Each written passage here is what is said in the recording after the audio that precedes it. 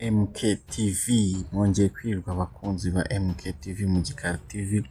Bo mu makuru yandi dufite mu gihugu cya Norvège, hari inkuru y'uko igikomangomakazi cyaho Princess Märtha Louise cyakoze ubukwe bwiza n'umusore wo muri Amerika usanzwe uvugwaho ko akora umwuga w'ubupfumu.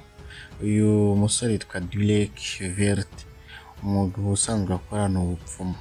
Ubukwe bwabo bwavugishije igihugu cyose n'Uburayi ndetse n'ibwami igikuba kiracika.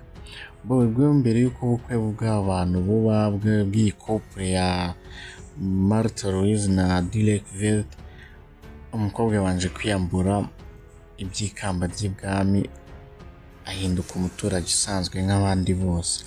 Mu bukwe bwabo ntabwo ari ubukwe bwari busanzwe, bwitabiriwe